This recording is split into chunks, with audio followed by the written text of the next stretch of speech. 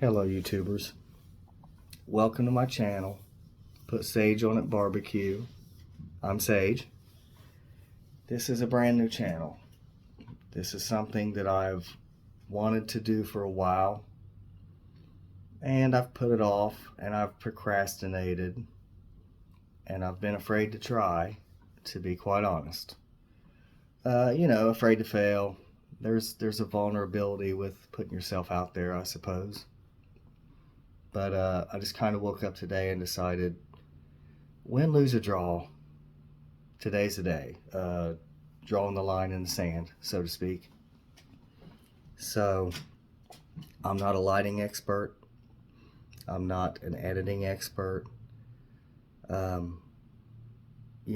There's equipment that I need to do this better, but I think this is how a lot of people start. It's just not being afraid of the first step. So this is my first step.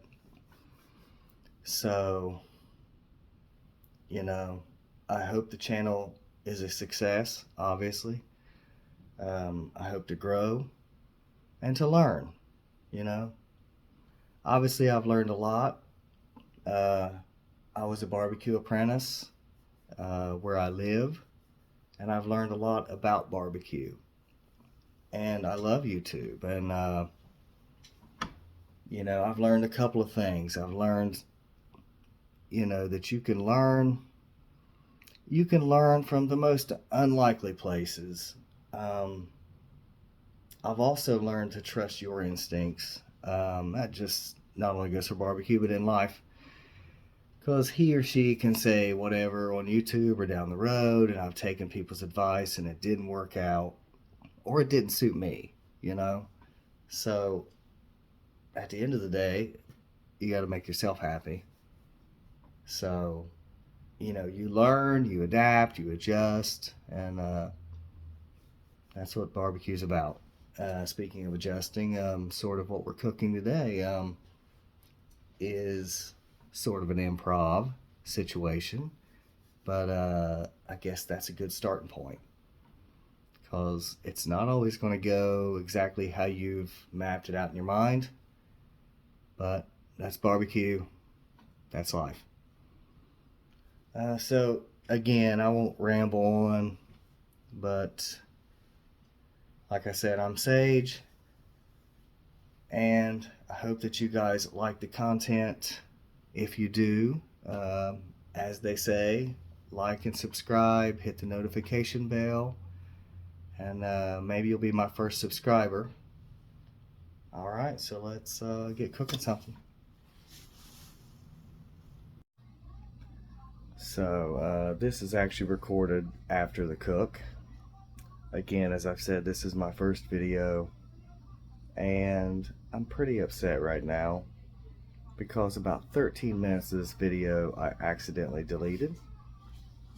I basically, all of my meat prep video in the kitchen where I applied the rub and gave some tips on how to do that, I was using the video editor, and it basically is like, what would you like to edit?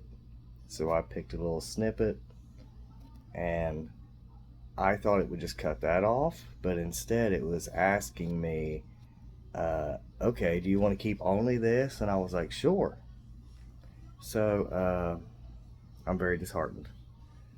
So in place of that, the only thing I can do at this point is just tell you that I basically applied a little bit of water to the meat after I patted it dry. And I know that sounds crazy, but you want to pat it dry just to get any kind of lipids that are just floating around on top, and it also helps actually build a crust when it's cooking.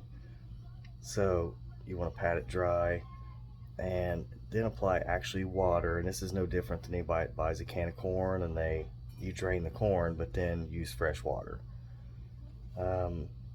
Water will work just fine to help the rub stick. As far as the rub, I used this stuff here. Now this is a secret recipe, and this stuff's phenomenal. I wish you could have saw the collar on it. This is from a restaurant called BC Mac in Morgantown. So the owners left me some of this to try, and it's just very well balanced. I've tried a lot of rubs, a lot of commercial rubs you could buy. This is a grease stain. I gotta get this off of here. I'm house sitting. See, I made a mess. Anyway, this stuff's just phenomenal. The smell is just great. And anyway, it gives really good color. It's very well balanced. So I'm talking to the owner about buying some of this actually to use with my barbecue. So again, if you guys are in Morgantown, BC Mac, check them out.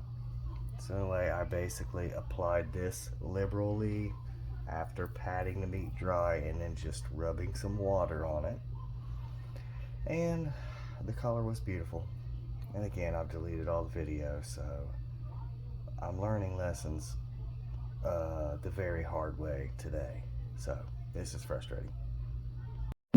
Okay, I finally gotten out here with the meat. I sprayed that with a little butter. You know, I can clean those grates a little better, of course, from whatever was cooked here last time. But you know, added flavor, I say. Anyway, so now we're going to put on the English roast. And again, I'm doing this one-handed, so best way I know how. Which is never an easy way, no matter what.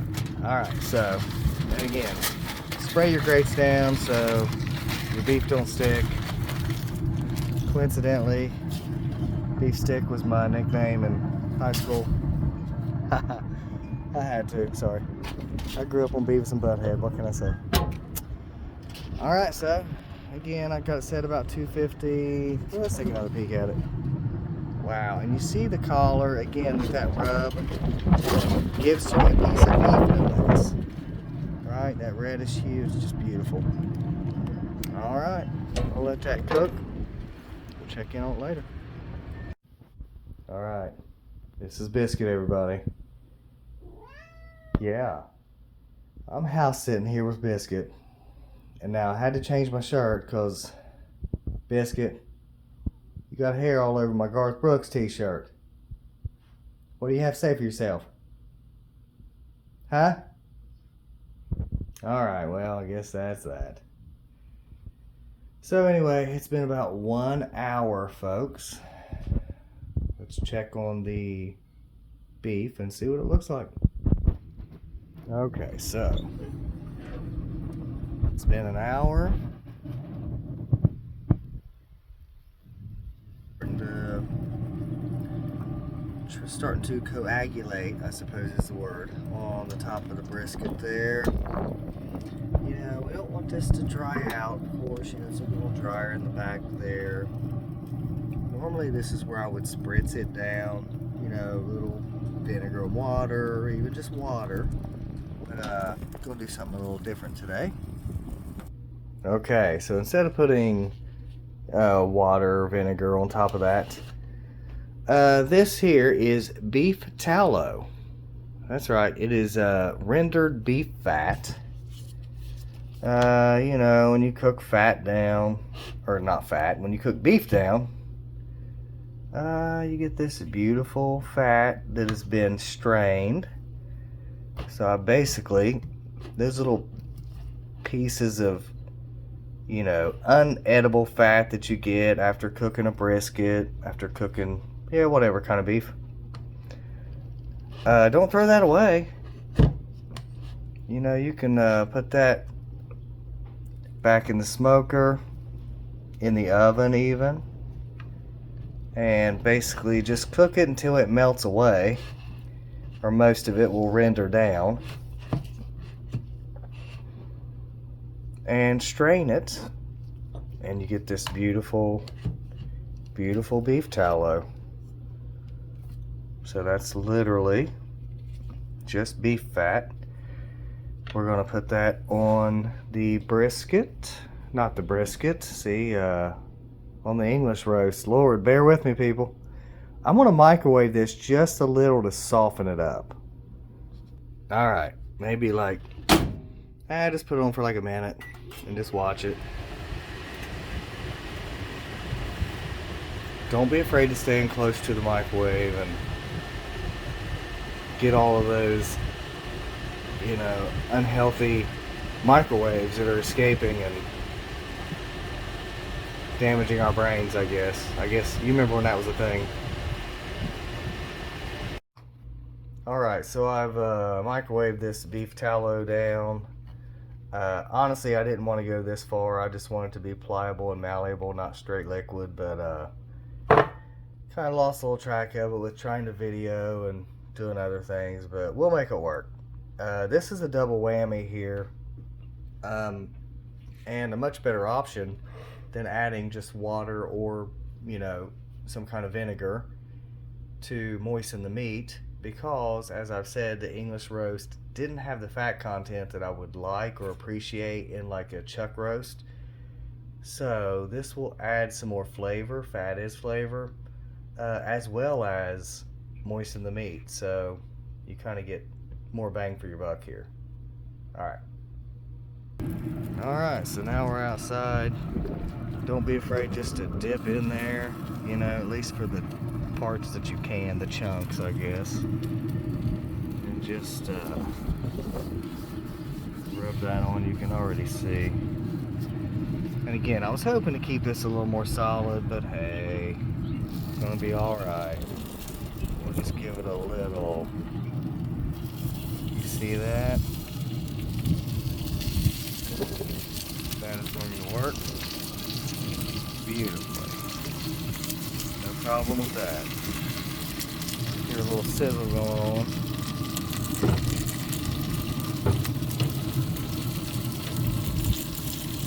And again, that's what's good about keeping your tallow. Just layer the top of that there. Boy, look at the moisture that puts back on and down into your meat. That just looks beautiful. It smells amazing already. I might get a temp on it, just out of curiosity. Everyone knows you're supposed to cook at 225, low and slow. You smoke meat at 225, period. Oh, but you're forgetting one thing, internet guy. This is an English roast, not a chuck roast. It hails from England. The temperature is much more volatile in England. The weather, the climate, rises and falls. And that makes the subcutaneous fat within the cow vasoconstrict and dilate much more than cows in the United States, which makes the meat a little tougher and also makes the subcutaneous fat a little more dense and harder to break down. So we're going to need an increased rise in temperature. You like apples? How you like them apples? What do you think, Biscuit? You think this barbecue's taking too long? Yeah. It takes time, don't it? Yeah, like I say, guys, I'm house sitting here, cooking some barbecue. Just killing time. Killing time with this gigantic cat. Alright. What do you think, Biscuit? Think this barbecue is going to get done anytime soon? I'm getting hungry. What about you? Yep, I'm house sitting, watching this cat, and cooking some barbecue. Okay, folks. We got to about 160, maybe some change. Between 160 and 165 internal temperature, again, depending on where you probe. But the collar looks nice. And again, do I wish I had butcher paper? I do, but I don't. So I'm gonna wrap it again, just like I would a brisket. But before I do, I'm gonna hit it with a little more of that rub that we talked about earlier.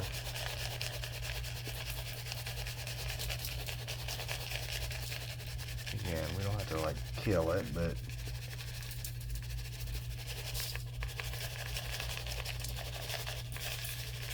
it's a little more flavor there. You get these chunks again. I could have, shaken that up a little more and gotten it ground down a little better, but it won't matter once it melts down, renders.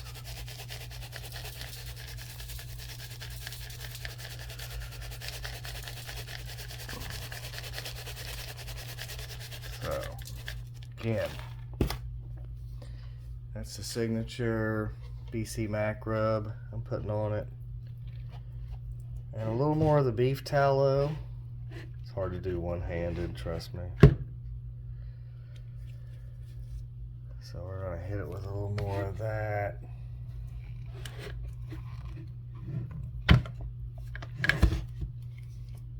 There we go. Turn that over. Let some of that lay on the bottom. Then I'm gonna, again, this is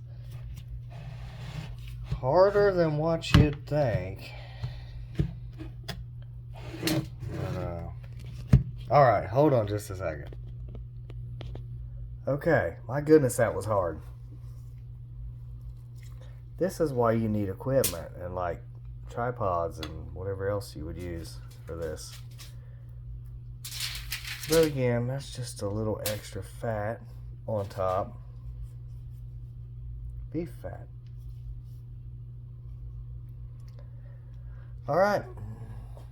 Simple as that. Now I'm going to wrap it up. Just like that, we have a baby. Back on the smoker. Alright, so it's all wrapped, so it's gotten all the smoke it's going to get. Again, bear with me. I'll feel them well. But, so you can wrap it. Not for that purpose. We're just going to wrap it so it accelerates the cooking at this point. But my point is it's gotten all the smoke it's going to get. If you wanted to put this in the oven and finish it, you could. I've finished it in a crock pot before, believe it or not. You know, if you're just kind of running out of pellets, running out of wood, whatnot. But again, we're still running. Yeah, it's about 207 now. Again, it's pretty windy out here. I got it set for 250, but you know, I could bump it up, but I'm satisfied with it. So we'll just keep rolling. Yeah. It's a good day, huh, Biscuit? All right, let's see what's going on. Okay, so it's getting dark. It is still on the smoker. The chuck roast, the English roast, I should say, not chuck roast. Anyway, it's going through what's called the stall right now. That's basically when the meat starts to sweat out. And it sweats out at such a rate that even though you're cooking it, it's just not getting any hotter on the inside. No more gains are being made internally. And that's frustrating, especially when you're hungry, especially when you're getting tired. But it is what it is. You just have to kind of wait these things out. Eventually the heat will overtake that sweating process and the temperature will start to rise. Because if you remember when we wrapped it, it was like 165. Right now it's probably 180, 185. And again, it's just kind of stalled there. But, you know, we're going to stay the course. Like I said, it's getting dark out. But I'm telling you, barbecue's like a woman. You don't rush barbecue. You don't rush a woman. You will end up with an unhappy woman, and you end up with bad barbecue. I could pull it off there right now. I could, you know, let it rest, slice it, you know. Would it be okay? Maybe. Would it be what I want? No. So again, we're just going to keep cooking, going to keep waiting, as frustrating as that is.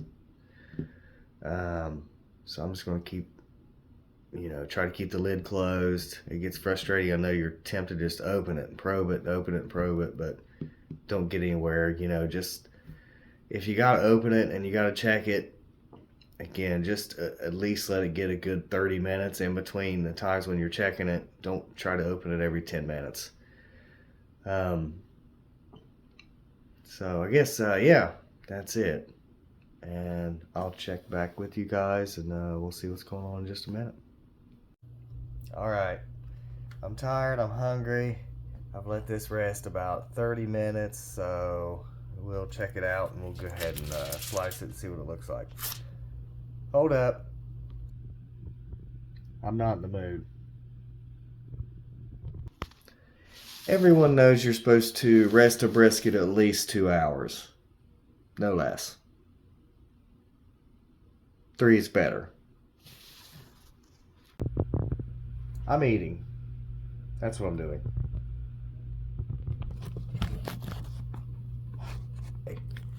Sorry about the crazy camera angles here that we're forced to work with here on this Food Network.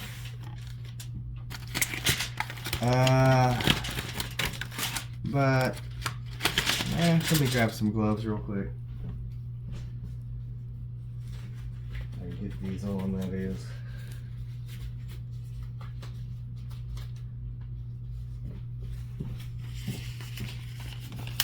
All right. Boy, getting gloves on when your hands are, semi-wet. Frustrating.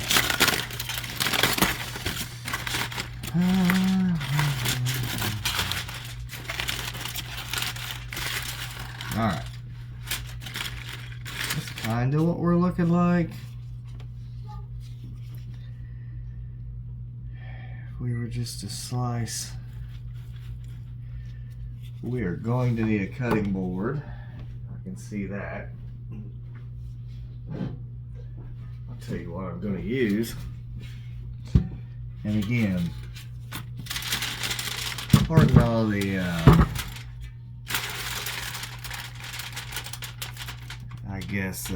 getting things going as I go here.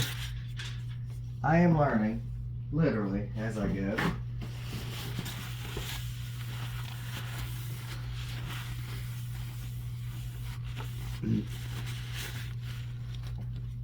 So I want to do a couple of things as far as prep goes. Put a cutting board under this.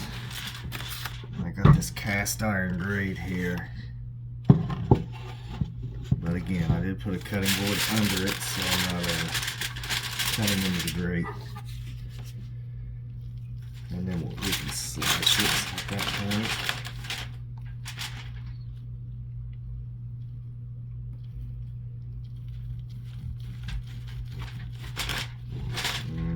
Wow, it smells phenomenal.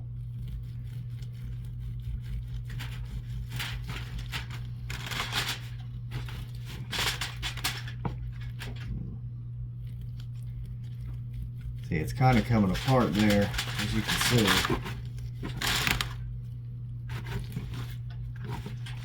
So again, this isn't a brisket.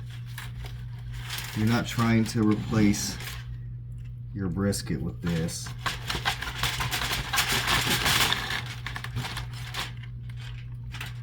But you can see there. Oh my. Look at that. Wow. Oh my gosh, it just pulls apart. I'll tell you what. I can tell this is going to be good. This may be the best almost brisket I've ever made. Just slicing some thick 1/4-inch slices here. Alright, So again, I can keep slicing that up. But, and again, I'm sorry for the camera angles. This is my, literally my first rodeo. But slicing it, let's turn this up.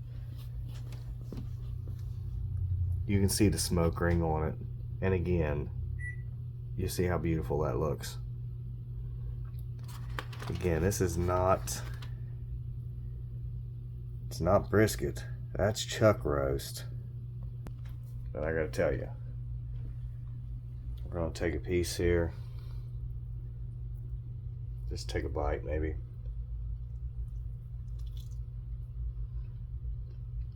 Oh my goodness.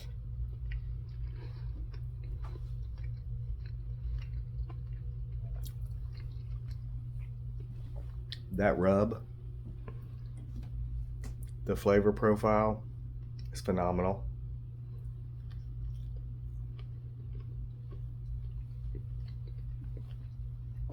And you can see when I stretch it, you know, how tender it is.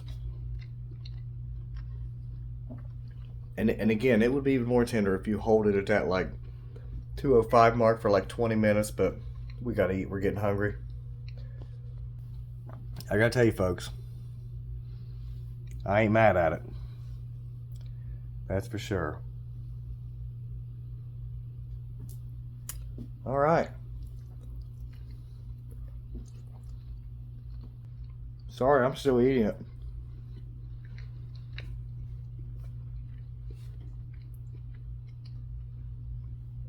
Now that au jus down in the bottom here, you know, I'll probably pour that back on the top.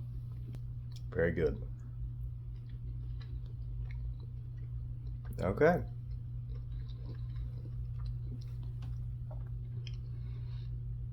Perfect.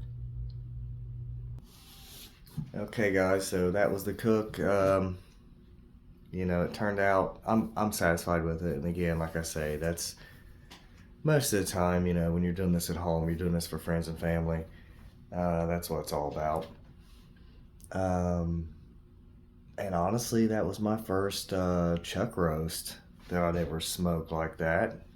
So again, when I tweak some things or do some things, you know, a little bit differently, I would almost say, yeah, like all the time, because you're always searching for, you know, something to make your barbecue better, take it to the next level. So I couldn't tell you what those things are off the top of my head, but the more I research and the more I experiment, then my answer would obviously be yes. I do wish I would have had butcher paper, but you know, again, use what you got. But I'm satisfied. So again, if you like the content, like, subscribe, hit the notification bell, and we'll see you next time. Bye.